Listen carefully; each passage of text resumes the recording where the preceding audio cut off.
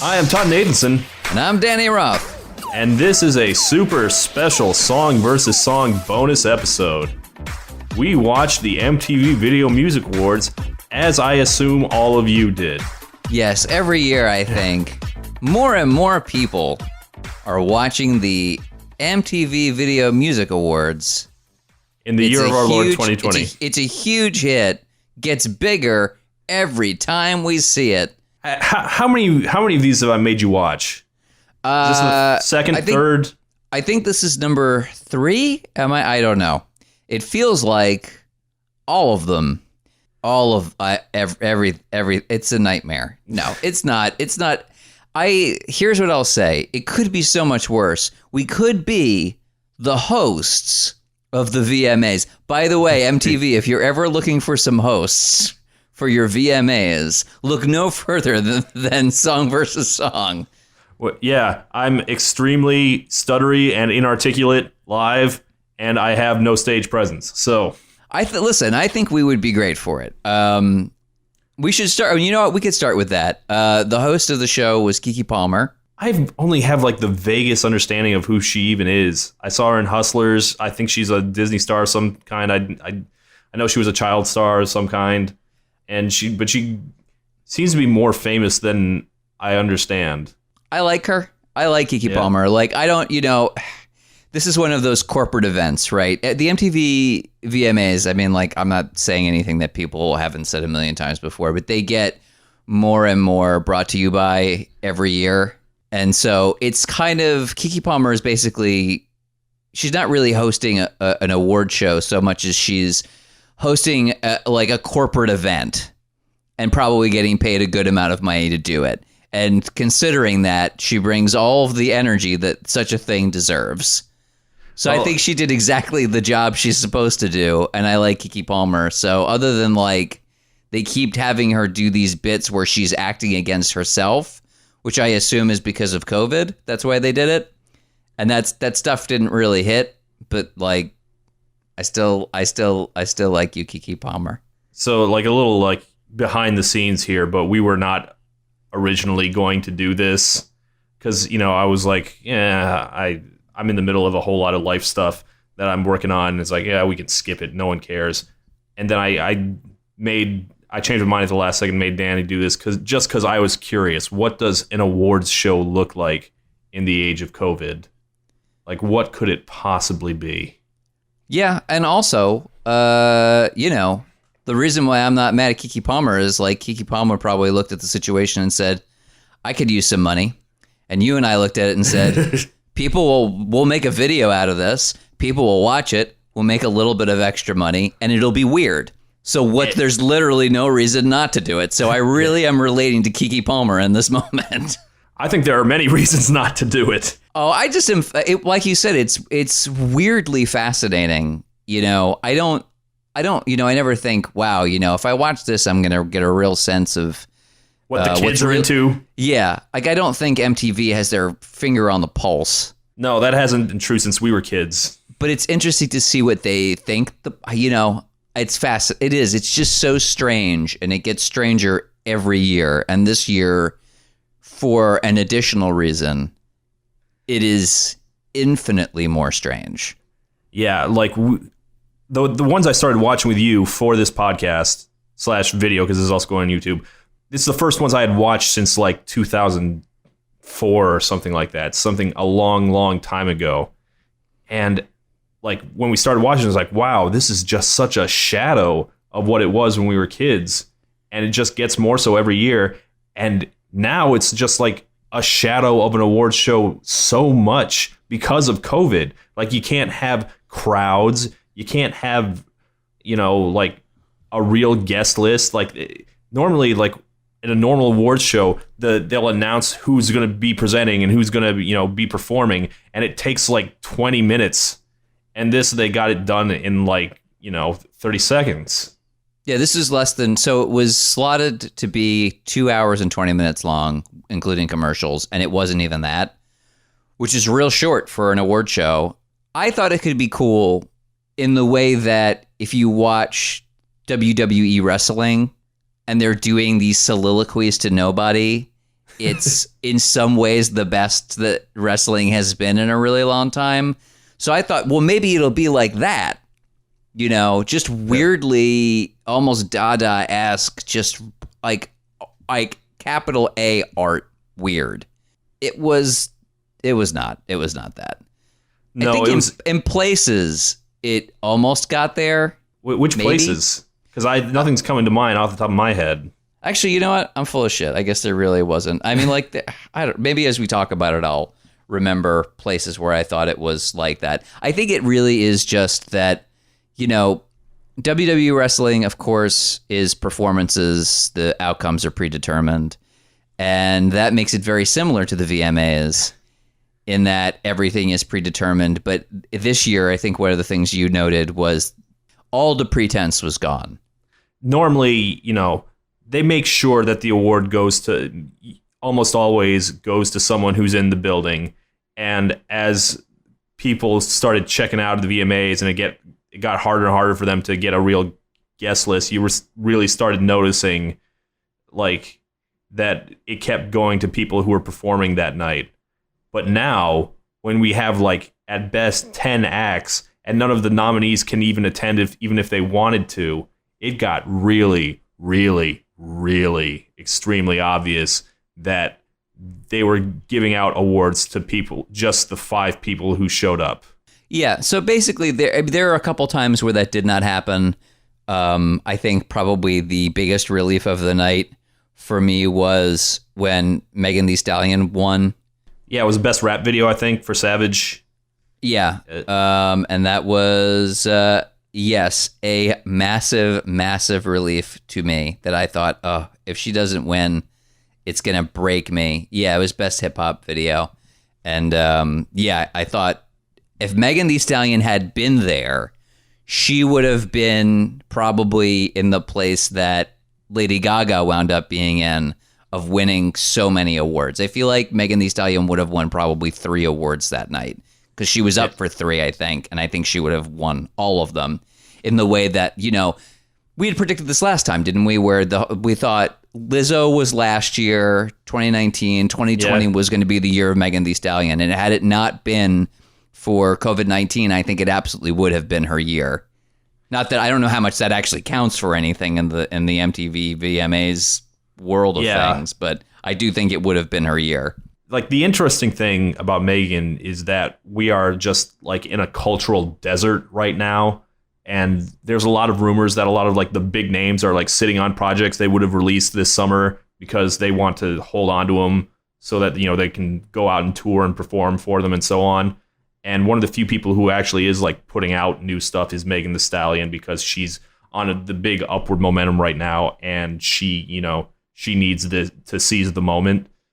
So I was actually a little surprised that she didn't perform, but I mean, she was just at the BET Awards, which is also like kind of like a fake, not really an awards show. So I guess she was a little done with it.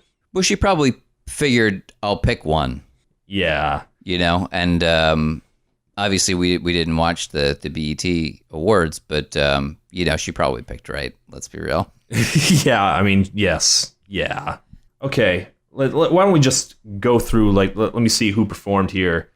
The Weeknd performed, and he won he started the show. There were fireworks. Did you hear fireworks in NYC? Well, I wouldn't have been able to tell because the sound of my TV was up, and also it was pretty far away. So it said on if I have cable, so It said that it was at the Barclays Center, but I know that some of that stuff was at Hudson Yards. So either way, I think that's the thing that Jersey would have heard, and not Queens, where I am. So, I mean, I think some of the stuff was live. This is like the big question, right? Is how much of this stuff was pre-recorded and how much of it was actually happening on the night. Like, I'm fairly certain a lot of the performances were not live. Absolutely. It's very possible that all of the performances were not live. It's very possible that the entire show was not live. So I can't really tell. There's certain things that seemed to me to be happening, like the Weeknd doing Blinding Lights. I think that actually happened tonight. Yeah, I mean, the fireworks would give it away to, anyone who's out in Brooklyn or Hudson Yards or wherever that was happening. I'm not entirely clear where it was happening. I know it was supposed to, like, at first it was going to be like a limited seating only thing at the Barclays Center, and then they scrapped that. So, up until a couple months ago, they really were convinced that they were going to have this be like almost like a regular award show before they realized that you cannot fucking do that. Well, they pulled out in time, so... They did. It's interesting. Remember, it was the Grammys, right, that we came for because everybody kept talking about Kobe. Oh, yeah. And this time they dedicated to Chadwick Boseman at the beginning. And then it really didn't come up again until the very end. Oh, they didn't. And that was fine. That was fine. And also, Black Panther as a thing, and looking at kind of the body of Chadwick's work made more sense to, I don't know, whatever. I remember the Kobe thing being weird, and I felt a little awkward about it at the time, and I didn't feel awkward at all about people dedicating the show to Chadwick Boseman in the slightest. Well, they did it the way they should have done the Kobe thing. I mean, Kobe died that day, so I guess they were like trying to address the moment. And even if they had wanted to make a big thing for Mr. Boseman, I don't think they could have, because this is such a weird half a show. Yeah. I think that would have been maybe kind of a disservice to him. But I don't know. That was nice, and I'm glad they did it. But the show occasionally dipped into being a show about issues, and every time they did it, I thought, guys, you're a corporate event, and it's hard to take it seriously. Well, this was the most corporate yet. This was like barely like even the pretense of not being a commercial. This is brought to you by Toyota. This is brought to you by L'Oreal. Yeah, this is brought to you by Pepsi. Coors Light. Well, that was so that was the thing. There were bits, I think, that really kind of stuck out for me. I'm trying to find the ones. Oh, where they were talking about Black Lives Matter in the beginning. It wasn't full on Kylie Jenner in a Pepsi ad, but Pepsi was there. They were there, and but it was real close. Do you know what I mean? Like, it's that thing where it's like, I am sure that Keke Palmer cares, but this was a pre-scripted thing, and the very nature of the VMAs makes this come off as really disingenuous. Like, the VMAs, I mean, I feel like we talk about this every time. Used to be a thing where it was very unpredictable. You had no idea what was going to happen. Someone was going to go rogue and do something they're not supposed to do. At least one person. And you sat and waited for it to happen. And now there's absolutely none of that. And certainly there wasn't going to be any of it at this. How could there be? At the COVID Awards? Yeah, there's no... How would it even happen? I want to say, like, I was kind of impressed that they managed to put something as close to an award show as they could. I mean, I'm sure, like, the logistics of this were very difficult, especially putting it together at the last minute. But I'm still not sure they made something anyone would really want to watch. Yeah, I was trying to go through and see the performances. So The Weeknd did Blinding Lights. DaBaby came in and did Peephole and Blind and Rockstar. That was weird because he was like, they didn't change the background at all. It was just, they were just playing the actual song from the album in the background. They just like put on Spotify, and he was rapping along to himself. But speaking of backgrounds, they had him in like a CGI cop car. Yeah. And then did you remember the part where he's standing in front of a city and it just starts to burn? Oh yeah, that was a thing. I was like, are we inside of a Roland Emmerich movie? Which we'll talk about again eventually, because there was another moment that was very Roland Emmerich-y. All right. But it was really weird. The CGI stuff was very strange, and there's tons of it, right? Like that's part of how you can't tell if things were happening in the moment or if it was pre-recorded, is because everything had a CGI background. Everything had an Instagram filter on it, Yeah, they were all performing in front of green screens. Like the Weeknd thing was like on a rooftop, and you could tell where it was happening. So that was like, I guess that's why they opened with that. That's a strong opening for, this half a show that they're doing. But everything else is like, they could have been filmed weeks ago. We don't know. let's see. So, all right. So there were some performances that seemed genuine. So like genuine in the sense that they could have happened on the night.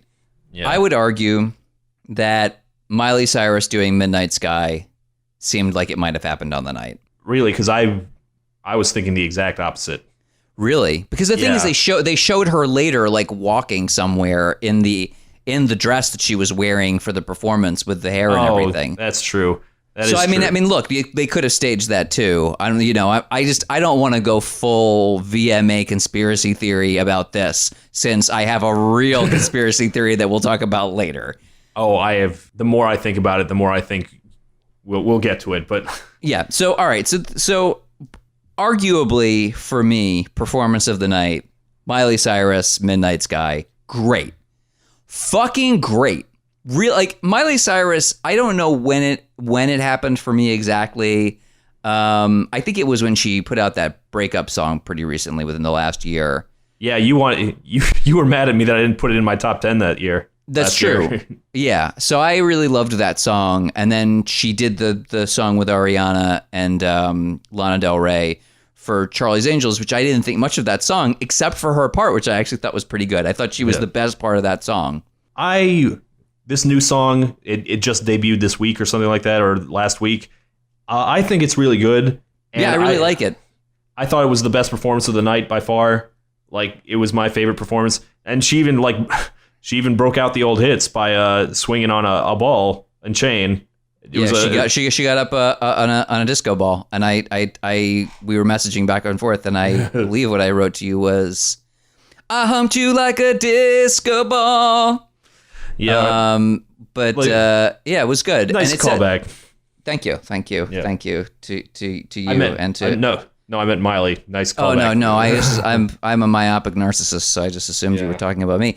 No, I like Midnight Sky a lot. It's the first time I heard it, and it sounds like a Pat Benatar song to me. It made me think Miley Cyrus should do a cover of "Love Is a Battlefield," and that would fucking rule. Yeah, it was a good performance.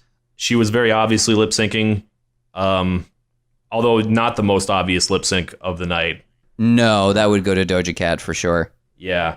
You know what? Why don't we just get to it? This was Gaga's night. She got what would have been the Video Vanguard Award. Yeah, they call it the Tricon Award. I don't know what that was about. They kept calling her a triple threat, but they didn't say what the three things were. Well, they named like a dozen different things. So yeah. I don't know. It was like the DoesCon. Like it was weird. It was very strange. But yeah, so Lady Gaga in concert in some cases with Ariana Grande won a couple awards, I believe. So best collaboration, Lady Gaga and Ariana Grande won for Rain on Me. Song of the Year went to Rain on Me. That Tricon Award also happened. Lady Gaga obviously came out and performed. I was trying to see if there's anything else. Artist of the Year was Lady Gaga. Yeah, like let me say, I like that song. Album's okay, but you wouldn't really say like this is the year of Gaga if you weren't watching this award show. I mean that she's an established star who made a decent album. It's like giving an award to Paul McCartney in 1982. She's not like the biggest thing in the world anymore. It's very strange. Okay, so here is a thing that happened. They had Lady Gaga come out for the best collaboration, which was for her and Ariana Grande. And Ariana Grande was not there to accept the award. Lady Gaga came out, and that was it. And same thing for Song of the Year. Just Lady Gaga came out. But then, not long after that, there was a performance, and there were three songs, 911, Stupid Love, and in the middle of that, Rain on Me. Yeah, so the big duet. So here we go. 911, to me, seemed lip-synced. Stupid Love, she was definitely singing at the time. Rain on Me is 100% lip-synced. Here's the thing about it. There is a moment when a woman who appears to be Ariana Grande comes out, but is wearing a mask. And as is Gaga. And just does the bit for a couple of bars and then leaves. And that's it. And I thought, that's weird. She's not there for the accepting of the awards. She's only in one of the 3 performances. It's all focused on Gaga. Ariana Grande is one of the biggest artists of the 21st century.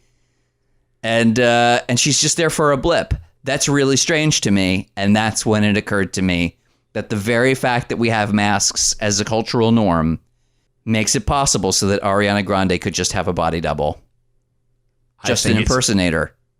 I think it's entirely possible, especially since right before that performance, she won an award, but she did not come out to accept it. She didn't even accept it like via video feed. I guess that because that would have given the game away that she wasn't there. I want to say that somebody, it's at Classicide, messaged me when I tweeted about this. Shout out to you at Classicide with it's the girl from TikTok. And then I looked up girl from TikTok and got a lot of results. And then I looked up, Ariana impersonator. And got this Paige Neiman person who in fact looks exactly exactly eerily like Ariana Grande. So here's my theory. Ariana Grande just finally wised up and was like, there are going to be situations like the president supposedly, has, I mean, not this president, but like all presidents.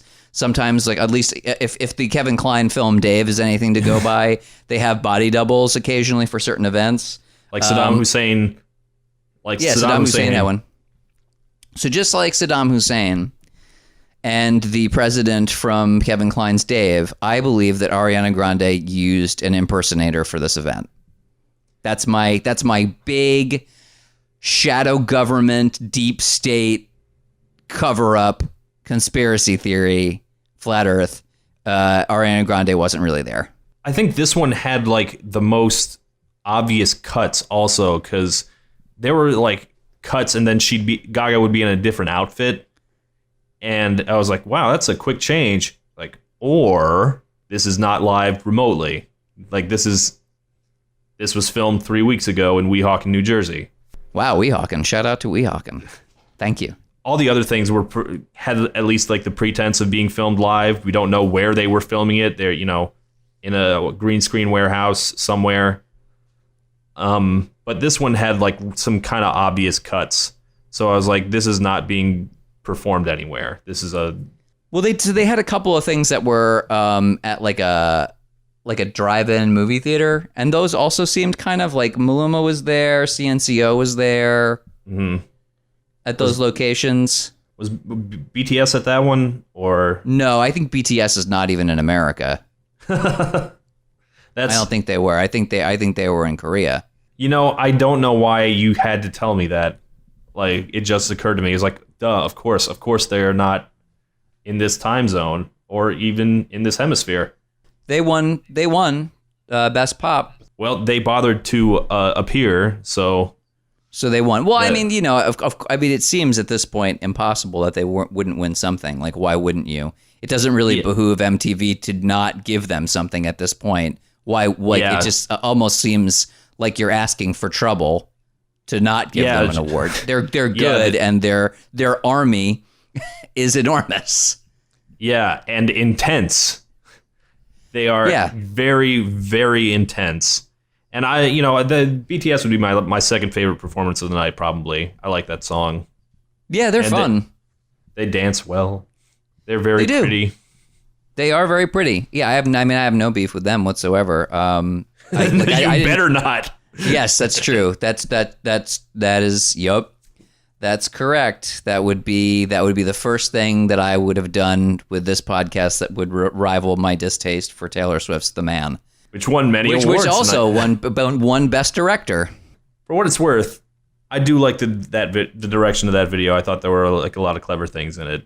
I don't know if you saw it. Like, no, you wouldn't have. But. No, I wouldn't have. I have a real disdain for the way that people sometimes describe gender as a binary. It frustrates me. That's it. For anybody who's still wondering why I didn't like that song, it's because I don't like things described in binary terms. I understand that we have people are treated different ways based on the gender they present as. However, treating everything like a binary can be very frustrating to a person that doesn't feel comfortable within it. The end. Anyway, so yes, I actually was perfectly happy for Taylor Swift when she won that award. You know, Taylor Swift actually knows how to accept an award.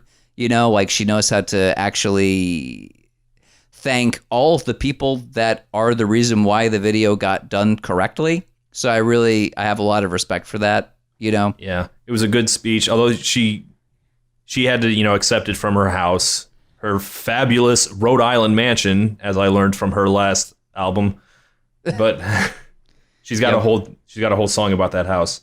Yes, I look forward for that new album winning some awards, which I much preferred over the last two. Yeah, well, if awards still exist in 2021, we'll see. Well, who can say? So Doja Cat, she was the worst lip syncer of the night. She was, but she had quite a costume. I thought it was very ugly. Yeah, my partner, who is a tailor and a costume person for TV and film, really liked it for some reason, and I was surprised. She's gonna have to explain that one to me because I didn't get it. Yeah, I mean, it was okay. Like I found it interesting. The way that it kind of grabbed the light and stuff was pretty cool. But you know, it was weird. I'm so out of touch with things that when they announced that Doja Cat was going to be on, I was like, Todd, I thought she was canceled, and you were like, not anymore. And I was like, I don't know anymore. I no longer can keep up with who has done whose bad thing ended up not actually being that bad, who apologized correctly, who apologized incorrectly. There's literally no way for me to keep up with it anymore. They need to post like the cancellation news like in box scores on the sports page. Anyway, it was very, I had like a moment where I was like, oh no, wait, oh okay. That's nice. It's always nice when somebody did a thing and then course corrected the thing. I was like, whew, happy for you. Really relieved to hear that. The song is good, you know. Doja Cat's fine. Like that's not like a person that I get really super excited about. Clearly that I didn't know what the say. Oh, the cool thing was Doja Cat had a weird shout out to MTV News where they had that like and Lady Gaga's thing started with a clip, the promo for the 1999 MTV Video Music Awards. Yeah, weird. It's like, man, remember MTV back when it mattered? Yeah, well, they showed, they were doing, at the pre-show, they were showing a bunch of older, as they do now. But remember back when we were relevant, you know? They're like, look, like, here's Gwen Stefani, and here's Lil' Kim's titty. Everybody remembers it. Classic Lil' Kim from, they said 1998, and then you said it was 99. Did you double check your math? Yeah, I did double check that, but you know that the 1999 MTV Video Music Awards is like the ideal MTV Awards. It is like the defining one, and it was also the first one I ever watched, which may be why I think of it that way. Yeah, I agree. I mean, I think that that is the reason why. Not that it's a bad one. I think it is a good one, but I don't know. I was watching that from the start, or you know, I remember watching it in the 80s. And I'm sure that it started dumb and then kind of found its way. But I do think that even in the early 90s, there were ones that were weird and unpredictable and interesting before 99. There was one kind of like semi-weird bit where there was like the best video shot from home. Oh, yeah. Which also went to Ariana, didn't it? With Biebs. No, that was the one. That was the one she won and did not pick up for herself. Yeah. Well, neither her nor the Biebs was there. And there was ones like it was like a tribute to the doctors. It was like Best Doctor Award, and there were a bunch of singing doctors that they snagged off of YouTube and TikTok. Yeah, it was for first responders, and they had one that was called Video for Good that went to her for I Can't Breathe. Once again, I cannot tell you how relieved I was that did not go to the man. Just would have been really weird. Like, of all the social issues of 2020, I'm not sure that anyway. Let me say, and I can't believe I'm saying this, but Lil Baby was robbed. I'm sorry. That like not that it matters. DaBaby? No, Lil Baby. Okay. Lil Baby is different Good from grief. the Baby. Sorry. Yeah. Sorry, everybody. I'm 40. I can't know it all. It's. I'm doing my best. I am doing my best. These days, I'm curious, like, what kind of performers they can get to perform at these things. And I've noticed that more and more, it's like people who are fading, who need to like jump back up, like Miley or Gaga, honestly. And I think they shelled out to get like a real big name like The Weeknd there. And also, it's every year these days, it seems like there's always a lot of K-pop and a lot of reggaeton who are huge in their own genres, but just could use that little push to get a little more into the mainstream than they are. And that seems right. That's the people who could use MTV, whose utility becomes more and more limited with each passing year. Yeah, it's all just utility at this point. So, I can appreciate why like Maluma or CNCO, like it's great. Like if you get like Latin performers coming out, I feel like that's like one of the good utilities of it is that sometimes those folks that are not necessarily on everybody's radar. I mean, again, last year I feel like I named somebody and they were like, everyone said 1 million people know them. I didn't. And I'm sure that a lot of people like me don't know them. So, that's one thing that I think that it actually serves a genuine purpose for. That's a purpose for good. It's certainly a lot better than putting up with tired old bullshit like, I don't know, the Black Eyed Peas. The closers of the night. God, do you ever just irrationally hate something so much? The Black Eyed Peas, in this case, they're just disingenuous is a word I feel I've said more than once on the night. They are the most disingenuous. I cannot stand that Vida Loca song. Find it so obnoxious, and then they're the name of the song they performed that night, because I haven't heard that one. Yeah, that was that one, and then they did I Got a Feeling. Ooh. And what was crazy about that was, no Fergie, obviously. Fergie is long gone. She's done with that pop life, I guess. Yeah, and then they also have their cod pieces lit up. Yeah, they had light up cod pieces, like they saw what Doja Cat was doing, and they were like, we got to get on that. I mean, we had Miley, we had Gaga, we had the Black Eyed Peas. It may just as well have been 2009. Yeah, gosh. But here's what it is. It's that performance ended with a giant CGI Independence Day looking UFO above them. And I thought, oh, are they going to get Independence Day? No, it didn't. What a great way to end the show. But instead, it ended with them yelling Wakanda Forever, Black Lives Matter. And from literally anybody else, I would have been like, great, dope. But from them, I was like, I don't know, fuck you. I couldn't even tell you why, but I don't want to hear that shit from you guys. I don't believe a word you say. There's so many, like genuinely almost anybody else on earth I would rather hear say those words. It's funny because they ended with, big old nostalgia bomb of I Got a Feeling from, 13 years ago. And I was like, wow, 2009 was a different time. Because I quite honestly, I do not got a feeling that tonight is going to be a good night. It's not really, yeah. And I haven't had that feeling for a long time. Yep. They also, it was weird because when they started the show off, they started off on Louis Capaldi as the pre-show, like right before the show goes in. They have Louis Capaldi mournfully singing "Before You Go," which I was like, this is like a death march. What are we? But much more in keeping with 2020. He was the next to last guy who performed before. The then last it was guy Machine Gun Kelly, right? Yeah, and he was a presenter that night, and he got to. They had a very clearly pre-recorded thing of him performing his new rock stuff. My Ex's Best Friend and Bloody Valentine. I don't know. He's a much better rock star than he is a rapper. I don't know if he's a very good rock star, but he's much better at this than what he was doing. It'd be very, very funny if he, of all people, brings back rock and roll.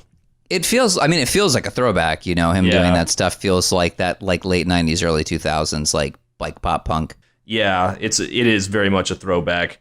I don't know. I don't know why he wasn't good enough to play the show. He was so not good enough that when he came out to present, they didn't get the microphone up to his level, so he had to like crouch all the way down. He had to like spread his legs. He's a very tall guy. I know, but gosh, that's the kind of thing you want to be prepared for. And I think we covered it. There was like that weird "If the World Was Ending" thing. There was an ad for something. I forget. JP Sachs and Julia Michaels and like. Okay, I remember us laughing at the Coors commercial. Oh yeah, the one where he's singing "Oh What a Beautiful Morning" from Oklahoma in front of like a big background of mountains. It was basically just a lot of advocating for morning beer. Yeah. Like, hey, your life is meaningless. You don't have a real job, and the job you have, you probably work from home, so you might as well get drunk on Coors and then just piss out everything, all of your hopes and dreams just come right out of your pee hole, and then you die. Coors, brought to you by... I'm trying to drink a lot less because this quarantine has been rough. Guy, here's a great thing to advocate for while we've got you, and on this episode that it will appear on YouTube, which means a lot more of you will listen.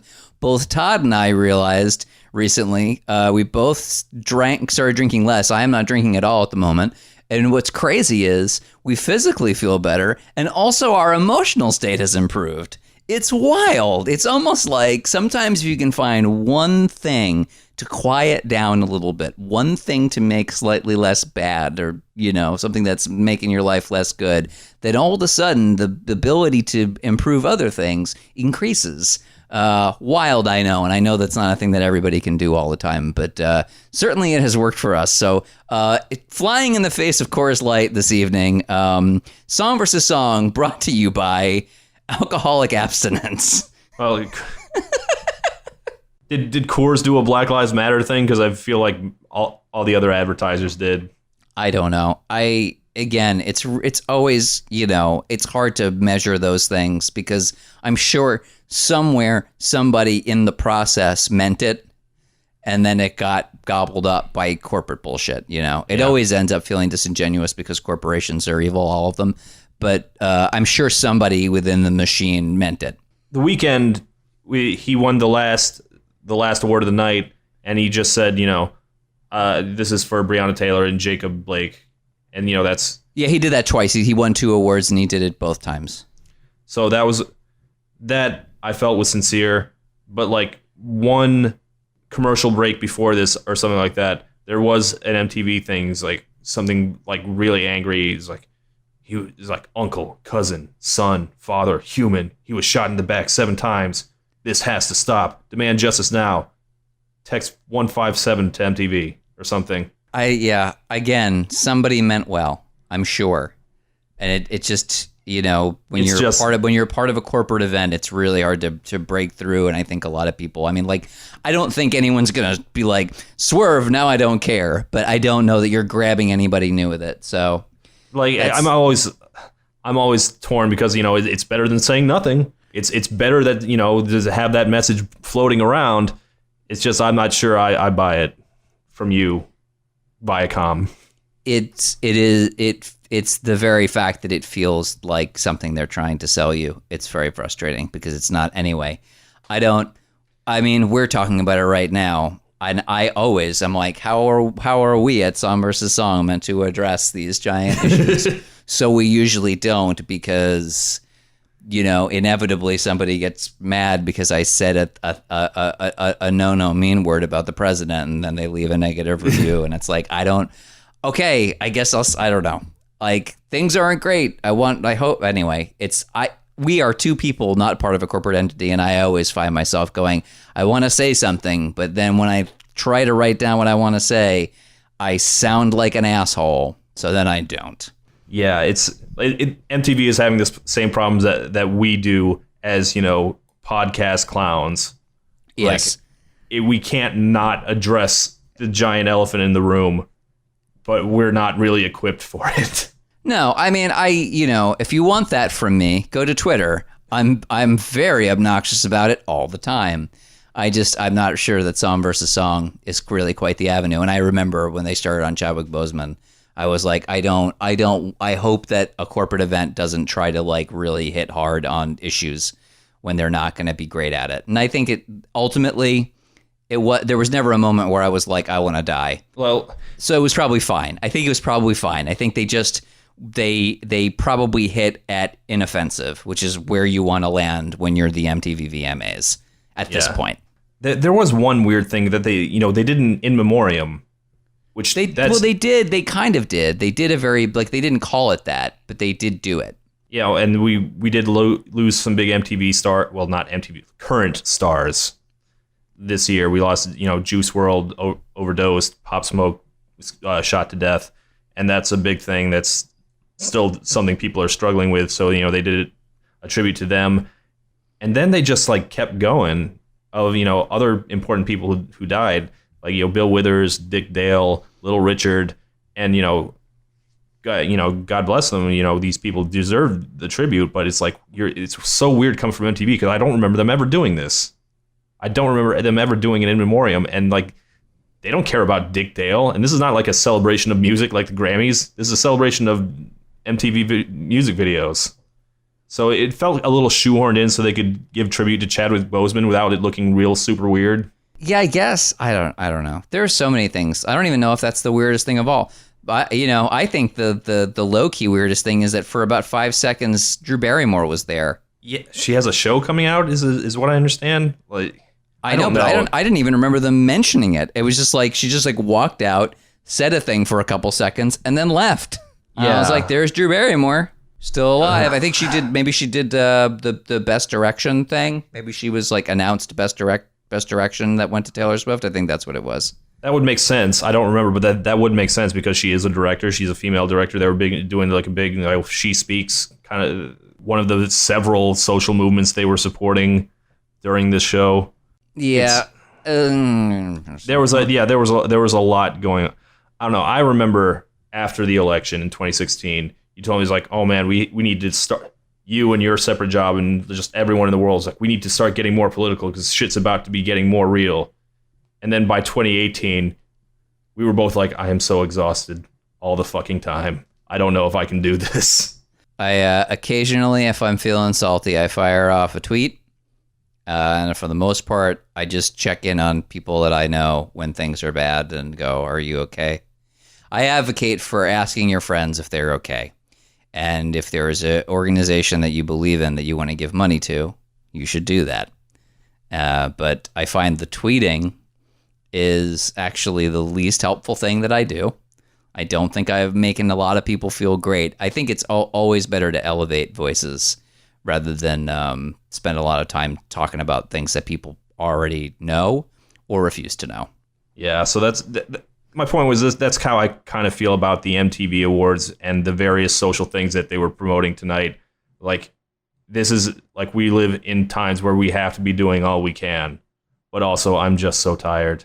I just want to watch the music videos. Yeah, I mean, I get it. They had a Biden and Kamala Harris ad, a hip hop Biden ad. Yep. And it was great because it got to the end and it was like, I'm Joe Biden and I approve this message. And I was like, you didn't see this message. You didn't. Sir, you didn't. I'm not sure how effective it was. I don't know. If the message of the night was vote, then sure. Man, vote or die took on a real different meaning this year. Oh, right. I forgot. Yep. Actually, they said rock the vote. Or get rocked yourself. No, vote or die was 2008, I think, when they started doing that. And this year, it's vote for your life. Like, oh man, can't we? I really just want to fast forward to 2021. I don't know why you would say that. Why are you are courting trouble, friend? I know. I'm not saying it'll be better. I'm just saying it won't be this. Uh-huh. Yeah. Anyway, the VMAs brought to you by Toyota, Coors, Pepsi, L'Oreal, Pepsi. You anything you'd like to show for in this moment? What products have we got? I've got my purge button. Where is it? Here we go. Oh, it's not on. It doesn't mean anything if I press it. But brought to you by The Purge. That actually feels more appropriate. Yeah. Well, because of COVID, The Purge has been postponed to February 2021. Well, thank you for joining us. You know, if you're listening to this on YouTube, you should know that we have a whole podcast. It's called Song versus Song. It's usually not like this. It's really entertaining, is what we're told. We take two songs and we argue about which one is the better one. We just did Back in Black versus Crazy Train, and next week we're doing Torn versus Stay I Missed You, the 90s chick rock anthems of the decade. So, yeah, check that out. You'll love it. We swear to God. Especially if you sat through all of this. Yeah. If this was entertaining to you, I've got great news. Yeah. The other stuff is way better. Yeah, I don't know. I hope you didn't watch the VMAs 2020. You wouldn't have gotten anything out of it. Watch that Miley Cyrus thing. That's pretty good. Watch the Weeknd Blinding Lights. I think is pretty solid. If you don't know who Maluma or CNCO are, I think they're worth checking out. That's it. That's all I could think of. Hi, BTS Army. Thanks for hanging around. Yes, the thing is, what are we going to say about BTS, but that people don't know? If you don't know who BTS is, I can't, brought to you by BTS, every day. Every day of the week is brought to you by BTS. If you don't know who they are at this point, I can't help you. All right. See ya. Goodbye.